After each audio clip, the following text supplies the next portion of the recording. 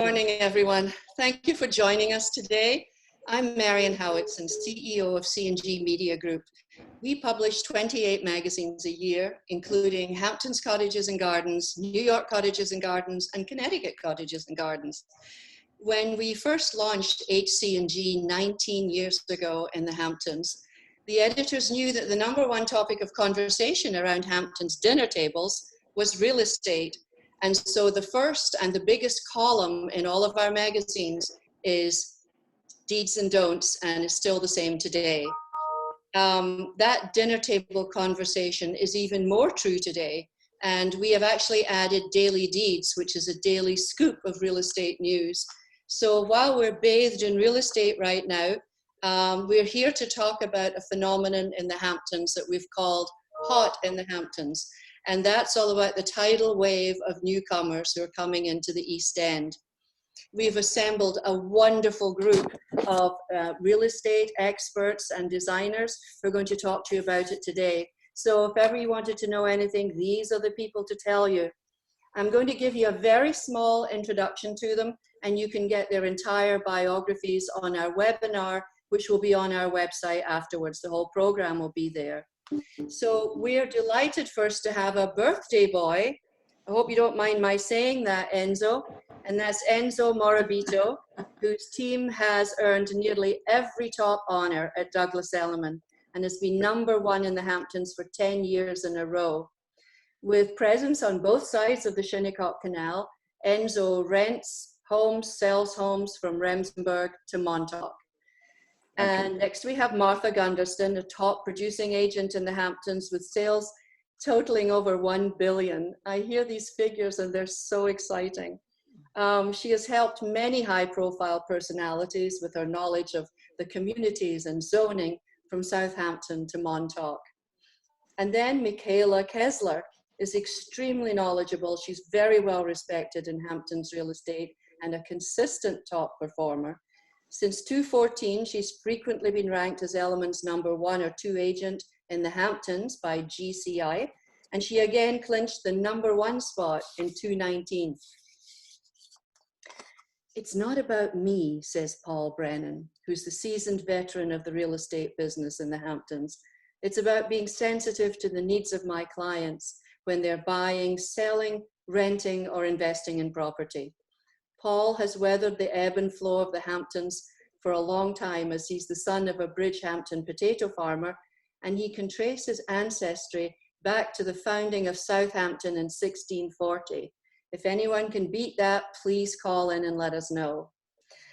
And now the multi-award-winning architect Lee Skolnick, who's actually been unable to pick up his latest award, which is the 2020 Innovator from the Hamptons Innovation and Design Awards, postponed because of COVID, and hoping he will get it in 2021. Lee believes in storytelling. He achieves this through a keen understanding of how humans make sense of the world and themselves. So he generates a fully integrated architectural experience that transcends the space's purpose. Truly an extraordinary architect, and we're delighted to have him today. So what's hot in the Hamptons? I thought we'd start off with Paul. Paul, we hear that the Hamptons are booming.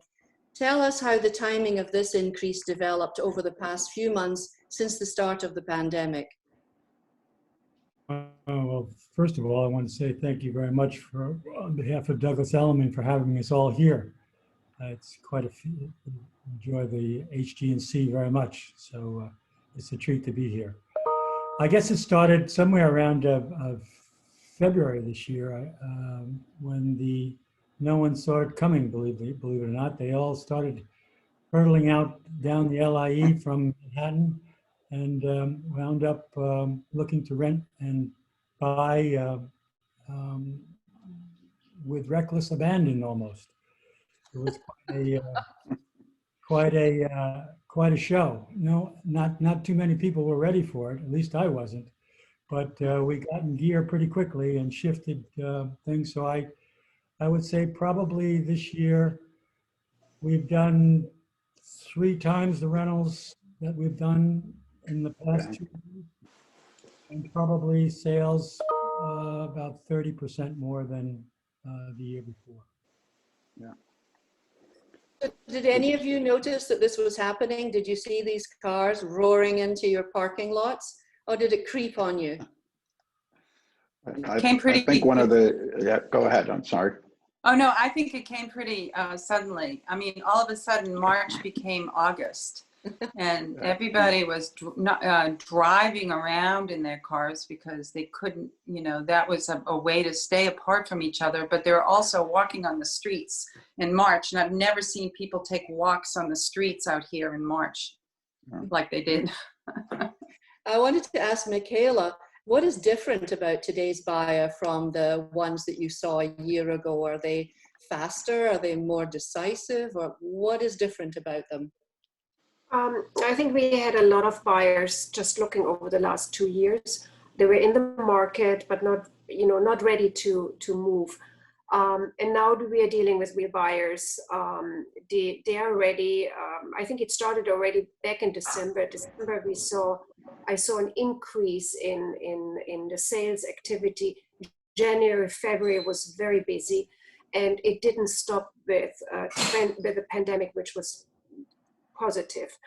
I think in general, the interior spaces became more important. Office spaces, gyms, playrooms, homeschooling areas for the kids. It sounds maybe crazy, but the room for additional refrigerators in the kitchen and storage for food. On the outdoor spaces, I think it's room for a vegetable garden and space for the family to stretch out. Mm-hmm. Enzo, just to keep us honest, because we're talking about what we've seen, does your research show that there was indeed a mass exodus from New York? And is this happening in other urban areas?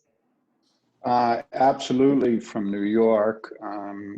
As I said, when this thing first started, we were getting calls, I want to rent. And I go, that's great. And how can we help you? They go, I want to rent. I want to be in by tomorrow. This was Friday, Saturday. I go, well, that's not going to happen. And at first, one of the things that was kind of really interesting was the brokers, they were calling every broker, so that mass hysteria happened. But it was maybe 100 renters calling 100 brokers. So all of them are calling you to see if you have any rentals. Yeah, it is New York, and it is coming from the city. It's from the metropolitan area. Very centered on that, and they all wanted to come out here. So also from talking to some of our associates and people that we work with out in LA, Florida, Boston, wherever we are, Douglas Elliman, it's the same thing. What it was is that they were escaping a city environment, going out to the outskirts to be close enough. They didn't go hundreds and hundreds of miles, but they went keeping 1 foot in, 1 foot out of the city and 1 foot in the suburbs where we are. I wanted to ask Martha, are they still attracted to the traditional large estate on lots of acreage, or is there something different happening? I think more than ever, people want more space. So they're looking for more property. A lot of people who own houses out here are looking to expand because they realize they're going to be here more often. So if they have family, the kids that are maybe going to college, we have a family that we work with whose son got into a wonderful college, but instead of going to the college this year, he decided to stay home. So everybody's in their rooms, whether they're college age, elementary school, the parents, the fathers and mothers, if they have businesses, they're in their own rooms or office space, designated office space. So they are looking for bigger homes with more expansive lawns because the outside spaces, like Michaela said, which is correct, the inside spaces became important, but the outside spaces became equally as important as they were spending so much time home. So they want basketball courts, they want tennis courts, they definitely want the swimming pool. I mean, that's a must. And, you know, people are spending all their time at home. They're eating at home, they're cooking at home, they're doing everything at home. And it's great. I think it's great. Lee, from your point of view as an architect, what does the latest ideal property look like? Are they looking for a specific architectural style, a design aesthetic, traditional, or what are you seeing? What are you? Well, there was a trend already underway before this pandemic of people having a renewed appreciation for modern design. You see it all over. We all do. The things that they're interested in about modern design are the inside-outside lifestyle. People want a seamless integration of the landscape and the interior spaces. They want a lot of light. They want a lot of airiness, which modern design has always offered. But what turned them off to modern design, I think, for many years was many people thought it had to be cold or antiseptic. And I think we've proven through use of materials and details that it can be just as comforting as traditional design. I have a lot of clients right now, new clients who have just come out, who bought a property and immediately what they want to do is modernize it. So, you know, is this modern? Can I make this more modern? Can I make this more open? So, I mean, I think it's a very healthy trend. I call it sensual modernism, a modernism that appreciates the senses and a sense of gracefulness. Lee, can I ask you a question? Yes. Seems to me too that from a modern perspective, the changes in building materials, i.e. windows, for instance, certainly helps bring the inside or the outside in, so to speak, in architecture.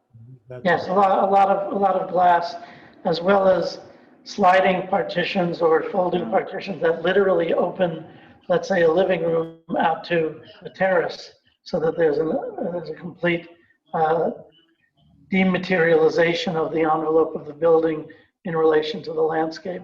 People are just loving to be outside. And why wouldn't they? We have an amazing environment.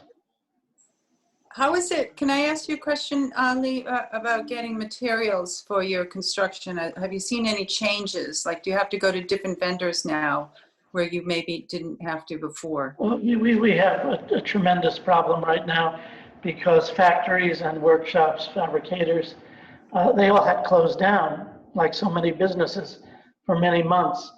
So a lot of the work that was supposed to be done for this past summer never got done.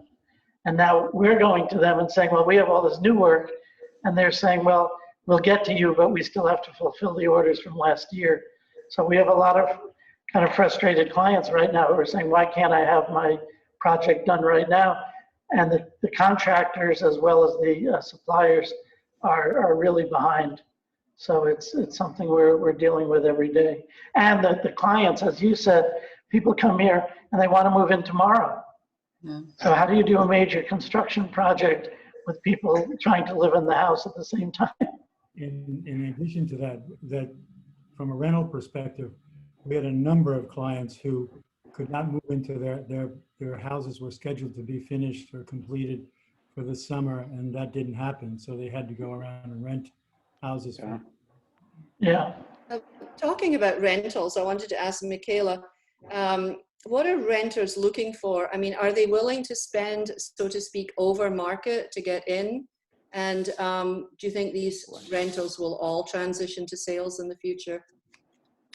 I mean, I agree with Enzo. It started very early, and I think that was the first big change.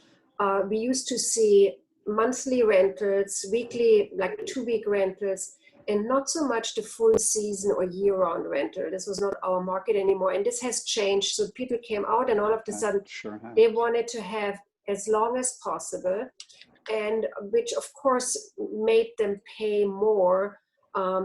Normally the owners using the house, you know, there was like a conflict coming up, you know, we pay more if you leave the house. And a lot of the homeowners out here finance their lifestyle with renting the house for a month. So all of a sudden they got much more money. They're getting much more money over the winter. And that's very different than it was before. I think the renter is looking for exactly the same thing than the buyer. It's office space, it's playrooms, it's a certain, freedom between different generations, maybe a guest house where parents, grandparents could live. So the family compound is also interesting for the renter.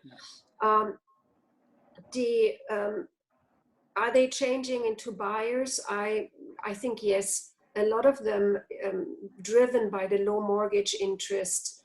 Before I put the money into an expensive rental, you know what? I can finance it now, and I think it's a trend. Real estate is also a trend right now as an investment, and I see it. I have two families. They had a beautiful rental, but they found their dream house, and they called me and they said, "Well, you know what? We want to leave the rental. Is it possible?"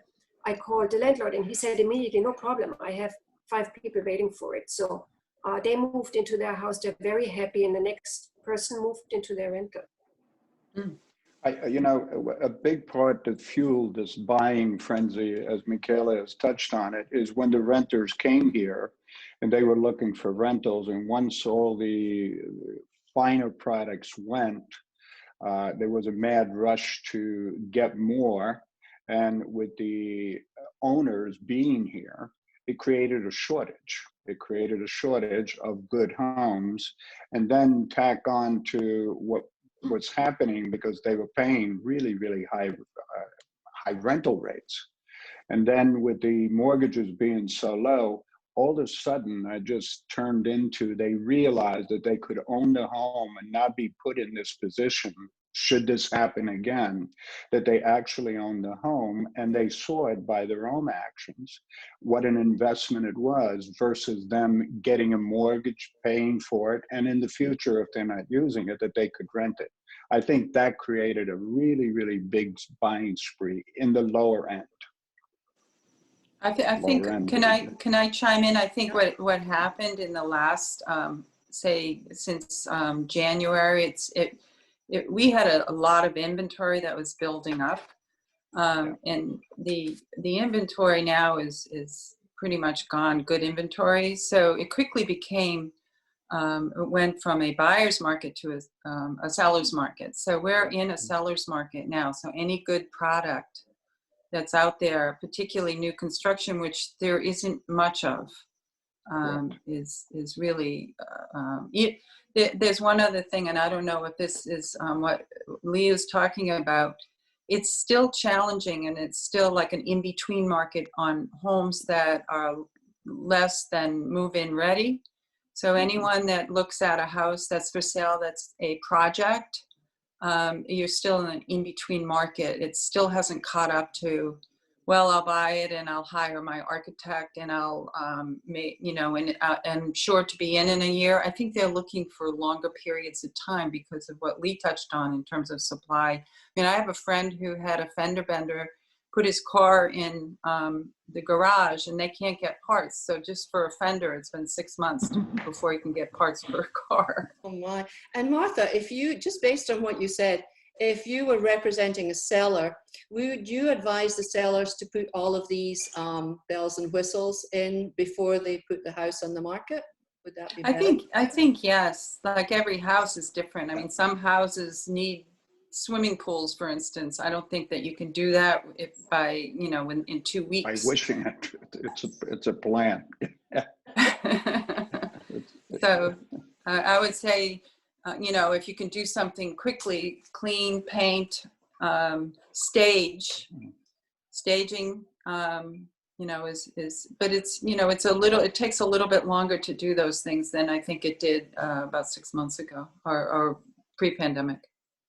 I have if I may, I'd like to ask the panel. My feeling is we had a conversation this morning with my team. We feel that from all of the attention that's been driven our way, how sales are up 23%, 30%, whatever, the sellers really, really got all pumped up. Mm-hmm. And I think we've hit the peak. That's my opinion. My opinion is we're at the peak, not crashing down, but it doesn't have the same intensity as it did. I agree. Still, the sellers are really, really pumped up still because they read the paper. You know, there's an old adage that someone says, if you're looking for a good stock and you read about it in the paper, it's too late. You know? But I do believe that. And you guys tell me if you feel the same way. I think that's an important issue. That's where HG&C has to come out with be ahead of the game and say, don't get too greedy too quickly here. Yeah, right now. So you're saying now that there are more people than houses, or there are fewer people than houses? But it's the frenetic, I gotta have it yesterday. Attitude that's changed. And I think primarily that becomes from, it was great in February when they needed it, but then they had to spend, everybody says, spend with the family for the summer. So I think Dad is looking to go back. Maybe it's too close. The only one who really did well out of all this is the family dog. Yeah. They get a lot of attention. So Lee, I wanted to ask you, I know you said that people are very willing to find something that's not perfect and do something to it. But tell me, are you being asked to design separate buildings, or would people have all of this space? They'd rather have a separate office, a separate mother-in-law house. Are you Yes, absolutely. There is a great rush to have these outbuildings. One of the things that happened among my friends as well as my clients is that, you know, we're of a certain age where our kids are getting married, having their own children, and they all rushed out here along with the parents and grandparents, and all of a sudden they're all living under the same roof. And, you know, on the one hand, they're reveling in having the family together. On the other hand, it gets kind of claustrophobic. And so additions to houses, freestanding cottages, home offices that could be freestanding. You may know we do a lot of work for artists out in the Hamptons, and so studios. I mean, we must be building half a dozen studios and outbuildings right now. The other thing that is interesting to me is that areas that were once sort of marginal have become much hotter. For instance, the area around Sag Harbor. Sag Harbor is so glutted now and so expensive that the areas just south and east and west, of course, in Noyak, have become very hot. People are buying fixer-uppers there. But you know, the problem that we have with accessory structures is there's a lot of zoning restrictions associated with them. So people want to build freestanding additions to their homes, but often the zoning prevents that. So we're working with a lot of real estate attorneys these days trying to get variances. The something interesting that came up, we were talking to some architects in Connecticut, and they were finding almost the opposite in terms of these large open spaces. They were finding that so many houses with open spaces now needed a little more privacy for the office or the kids or a library. And they were actually being asked to create spaces out of these kind of endless open rooms. Are you seeing that? Well, we don't design endless open rooms, so. No, not at all. Actually, I'm not seeing that at all. I'm seeing people wanting to add to their homes, but not chop them up. And I'm not a big proponent of chopping, so I don't know that I'd be attracted to that. I wanted to ask Paul about, we're hearing about bidding wars. Is that happening, and is it all over the place or not? Well, obviously the supply, does not meet the demand. And so consequently, both the rentals and sales.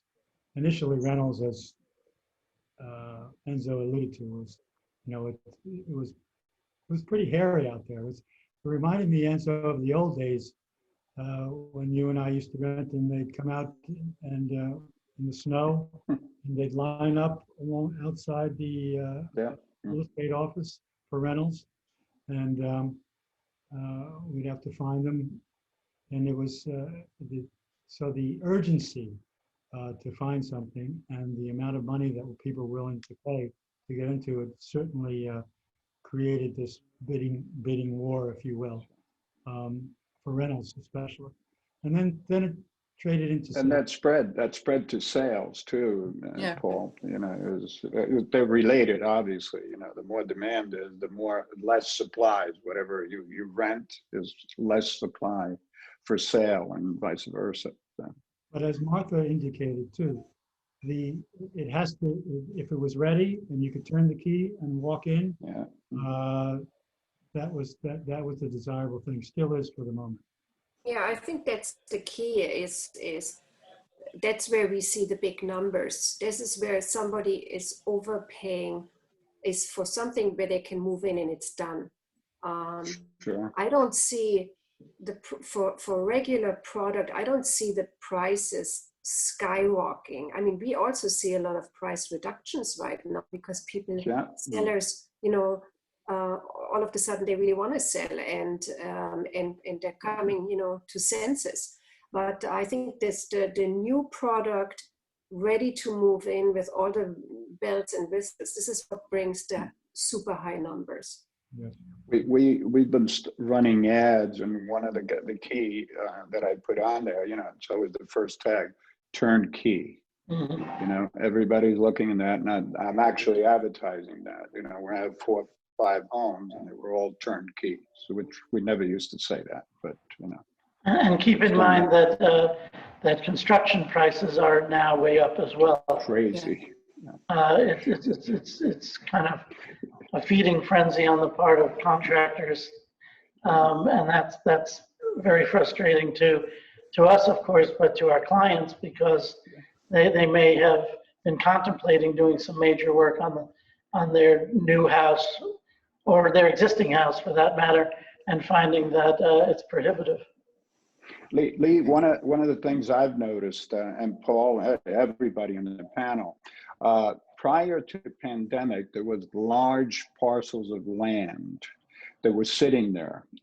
And just in the past 2 months, what has occurred is that even in all price ranges, but specifically on the high end, that properties that were sitting there lingering, all of a sudden there was a demand because on the high end, there wasn't enough product for people to buy that fits their needs. And they didn't want to pay the premium, millions and millions, and say, well, I'm not going to do that.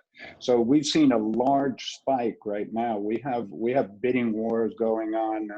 I have a couple of pieces in Sagaponack, where literally we have 3-4 people coming at us from all different directions, and it's a large piece, and we never saw that before. So we've been involved in a lot of land transaction on the top end that was lingering for months, and that only has happened in the last 2-3 months.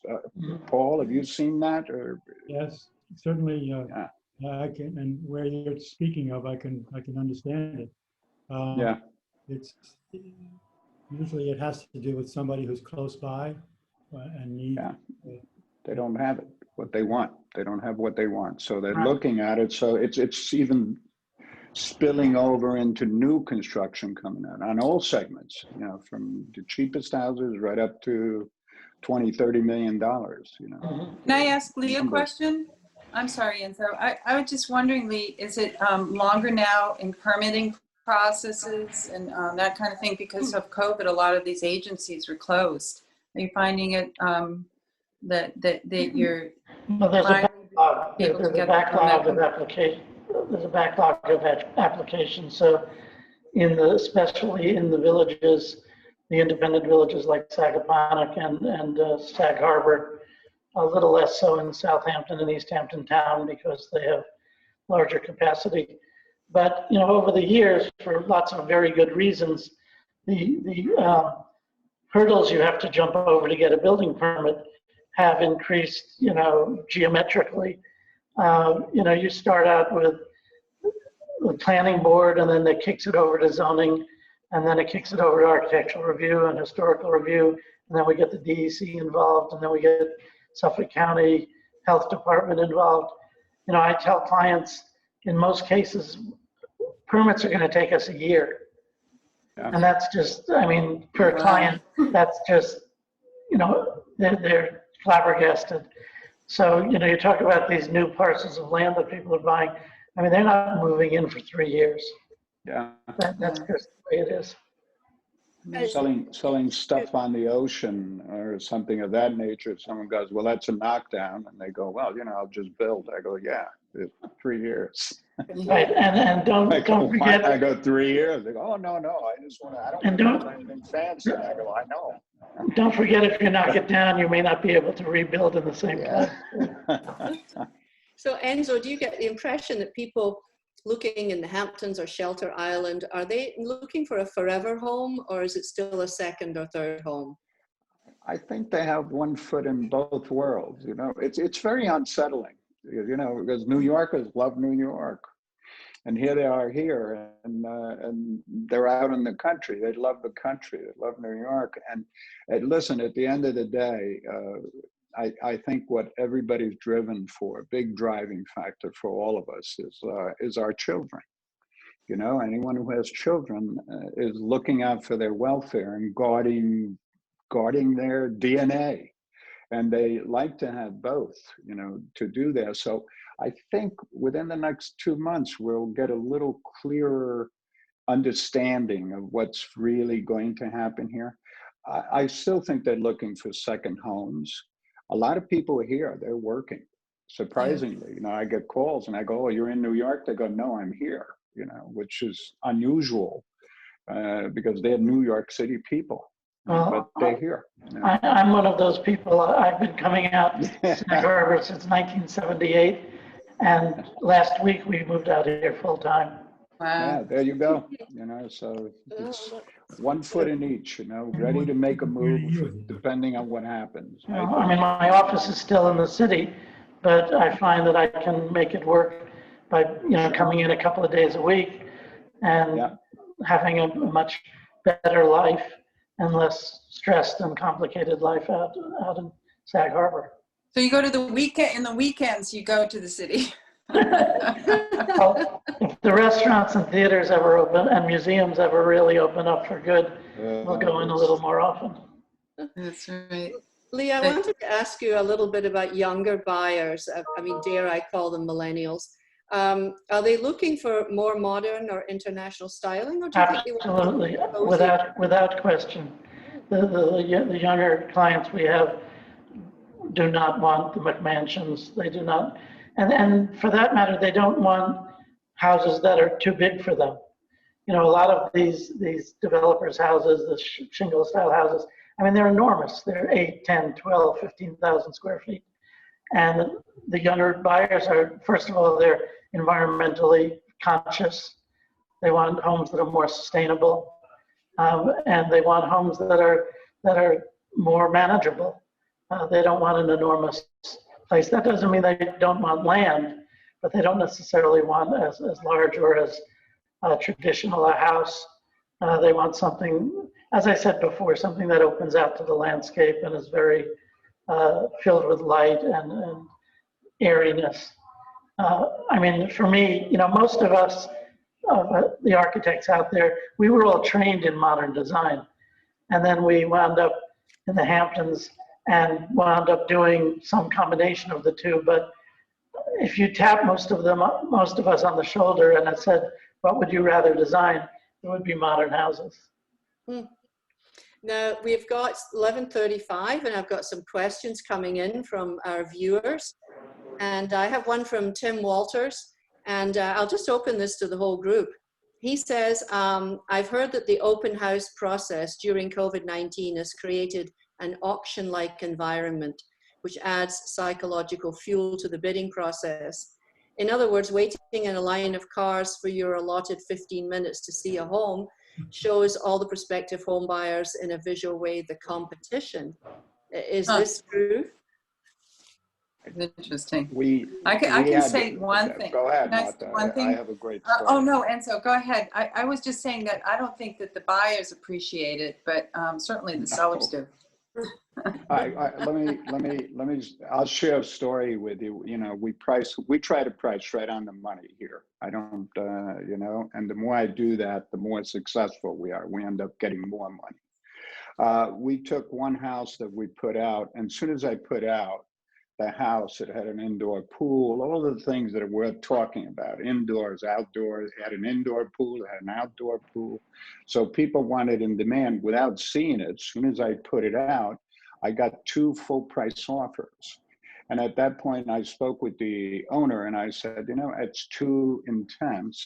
I go, you haven't seen the house, you can't do that. So we pulled it off the market and said, let's get everybody, because we were getting so many calls, it would have been crazy, you know, with the COVID, bringing in people one at a time. So we pulled it off the market for a week. Then we had an open house on a Saturday. We had 30 different groups. Megan, who works for me, she says she used to work in a nightclub when she was younger. She says it was like being at a nightclub, you know, at the door, you know. And we had literally 30 groups there, and we ended up getting bids, you know. And there's the line, because you can't let them in. You can't let them all in. And so we had one person that was greeting them, one person that was taking them through the house, and then we bring them to the back door and tell them you can't come back in, go see the stuff there. That's very unusual. And that really, really fueled. We got well over asking price. We had you know, we staged it. And that worked out to the better at proper pricing and having the amenities that everybody's looking for. That indoor pool is like, you know, normally you can't sell a house with an indoor pool. Everybody thinks you can. Oh, everybody loves a indoor pool. Try selling one if there's not a pandemic. But this thing just fueled the heck out of it. I mean, it was amazing, you know. So yes, it's kind of interesting, the drive, you know. It's very interesting. Anyone else? I want an indoor pool. I was just thinking about myself sitting in that row of cars, and I think the competitive spirit must completely overtake you. It must just be excruciating. Another question has come from Thomas McCloskey, and he is asking, I think this is something that you touched on, Lee, about construction costs. Have they gone up, or what is happening there? Well, both materials costs. I mean, you know, it's a market like any other market. The demand is very high. The backlog is very deep. And so it's just human nature, I guess, and business acumen that both the constructors, the builders themselves, and the suppliers have all raised their prices. But it's a chain reaction. I mean, the suppliers have to get raw materials. The raw materials have to come from someplace. The transportation, every aspect, every step in the process has accelerated in terms of cost. So, you know, if a very reasonable price for building a new house might have been $400 or $500 a square foot, a luxury house today probably starts at $1,000 a square foot. Wow. And can go up to $1,500 without blinking an eye. And that's a lot of money for, you know, if you're building a 8,000 square foot house, which is probably about the average right now. You know, you can do the math. You're going to be in it for $8 to $10 million before you're done. Wow. One of our viewers is also asking us, what is the best area in the Hamptons to buy right now in terms of value and future growth? Go ahead. Well, no, that's a question that is all over the place. We get all the time, you know. Yeah. Yeah, I think that it depends on the product. I think if you're looking for a house that needs work, in any area, I think that's where you're going to find the value. There's value everywhere. It just depends, you know. I think the prime thing is you look at your pocketbook and say, look, this is what I have. I think that's a better question to ask, is where can I apply this to make a good investment in an area that's up and coming or whatever it is. A lot of people ask us that, you know, oh, where's the best place? There is no best place. It's a menu, you know, there's each one of our little hamlets and villages do something different. And so I think it's more of you going there, feeling it and say, hey, am I here? And then applying your resources to being there. It's all here. The beaches are close, parking is here, life is here, you know, whatever you want. And so it's just a matter of applying your money to the best investment or your best needs, social needs. I just wanted to ask you a little bit about the season in the Hamptons. We've always, we at HC&G, for example, think of it as Memorial Day to Labor Day and now a little bit after. But what we're actually doing this year is publishing throughout the season, September, October, November, December. Is this something that's going to happen, that we're going to see the Hamptons moving from a summer resort to much more of a year-round home? Jury's out. Jury's out on that. I mean, they did cancel Tumbleweed Tuesday this year, which is You know what that is, right? telling. Tuesday. I mean, don't you think that though in the last 2 weeks that we have had the focus from the frenetic attitude in the Hamptons more toward the city in Florida, maybe people coming here on the weekends, but there's much less focus here. I think certainly there's been a shift in how people perceive the Hamptons and how they have used the Hamptons this year. Certainly, I mean, the pandemic had effect on everyone. And us who have lived here for many years have had to adjust this year. There was no reprieve from New York. New York is so. Whether that continues, obviously the schools have filled up. People have put kids in schools, but again, whether that continues next year, I think it all depends on whether we get a vaccine or not. I live in West Hampton Beach. We built here, and the village did a total renovation. One of the huge thing that I see is that throughout all of the villages and hamlets that you see is when they added outside dining, it has added something to the Hamptons that I've never seen, and people love it. I personally love it, but you can see that people outside, and as Paul said, you know, Tumbleweed Tuesday, you know, you could lay on Montauk Highway and it'd be a half hour before someone ran you over. Here in town, you walk around in the village here, this feels, it's not Sag Harbor, but you know what? There's a flavor to it that was never here before. And I think this has forced us to be resourceful. And the villages coming out with outside dining, outside seating, just a lot more people in the village of West Hampton. You know, West Hampton right now is going through a metamorphosis, you know, that I liked. I used to live here, left, came back because of the school for my kid. And then we built here, and you know, and you look at it and go, wow, this is a different place. So there's a lot of changes that are being brought on us. And a lot of those changes, I think, is going to have to be tested with time. As Paul says, you know, they're going to continue to be here. And I've been telling everybody, give it another month. You know, let's give it this month. And now I go, give it another month for the election. And hopefully as things calm down, but there's a change. There's a definite change. You know, it's not a flesh wound. There's a change going on, you know. I mean, Sag Harbor is another example of that. You know, we have the Sag Harbor Cinema. I'm just finishing up the church with Eric Fischel and April Gornick, which will be an art center. I'm on the board of Longhouse Reserve. You know, we extended our season this year. You know, the cultural life of the city has moved out here. A lot of the top galleries in New York had outposts over the summer in the Hamptons for the very first time. So they're testing the waters because they're going where the market is.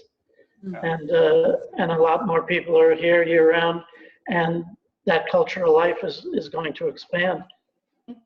I think also one of the phenomena that we saw were the pop-up shops that would come out for the season. Are you seeing that these shops are actually extending their stays, perhaps year-round and long-term? I think they're waiting to see. I think we're all waiting to see. We'll see. We'll see. I do know that, you know, a lot of the art galleries, as Lee has pointed out, you know, you used to see a lot of art galleries come out to the Hamptons. And one of the obvious things I used to try to tell people, they buy, a lot of the people buy their art, they buy it in New York City. But now you have some major art galleries here, and they're here, you know. So again, a lot of changes to see if they're going to stick, but we never saw that before. Yeah. You know? I think sadly, some of the more traditional stores we always had have a really hard time, since everybody gets product mailed home, and the pop-up shops who just basically come out for 3 or maybe until December, they're making a good business because their clientele moved out here, so they're moving out here. But I think the really local stores are having a hard time surviving all of this, and I think that's going to backfire at one point. And we all love the outdoor dining, but you know, give it another 4 weeks, and we will see a different situation. Yeah. So, yeah. It's really about the next 2 months. What's going to happen out here? Well, you know, Ted Conklin at the American Hotel, he put in heaters on the outside there, those radiant heaters. So, you know. which are illegal, by the way. Okay. I think one last question, because we're coming up to the hour, and you can all weigh in on this. I wanted to ask Paul first, is what advice would you have for your neighbors in the Hamptons, your best friends, that if they don't sell now, will they have missed the market? Well, that oftentimes it depends on, are they looking to sell? Do they need to sell? If they want to sell, certainly now is the time to do it. This is a window in time. I think that we're all experiencing a very, very upscale market. And so it is a good time to sell. As people have expressed here today, you've seen that as with rentals, as with sales, there's seemingly no end of demand. So if you can meet with that supply and fall within that parameters, it's a good time to sell. But you know, how long that lasts, as we're saying, give it a couple of months. So if I have my own house that I'm thinking of selling out too. If I were going to do that, if I make that decision, it should be now. Yeah. We tell people that if you want to see what you can get, this is it. This is, you know, what's my house worth? I go, you can find out. You can find out right now. If it's ever going to sell for a high price, it's here. So, you know, try it, do whatever you want to do. You know. The problem is what does one do after one sells? That's the question. Yes. Yeah. Then what? I think a big factor in this whole thing would be when the airlines get up and running and when people start flying the same intensity as pre-COVID. I mean, that's not going to happen for years, I don't think.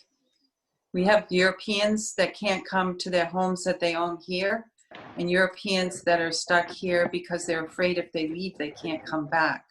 So, you know, to go to Europe is a commitment. A lot of changes. Yeah. It's a lot of changes. Yeah. So flying, I think the airlines are a big factor. We have projects internationally, which I haven't been able to go to for 7 months. Yeah. We've had things open in Europe that I haven't even seen completed. It's amazing. But I'm spending a lot of time on my East End project. So if people want the principal of the firm involved, this is the time.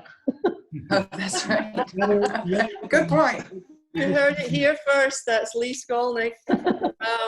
I'd like to thank you all today. I know we're just getting up to the hour now. And Paul and Enzo, Michaela, Lee and Martha, you've all been really wonderful. And thank you for spending this time today.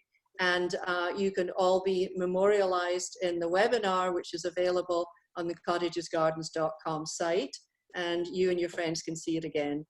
Thank you very much, and have a great day. Thank you. Thank Thanks for you. having Thank us. you. Bye-bye. Pleasure. Bye-bye. Bye-bye, guys.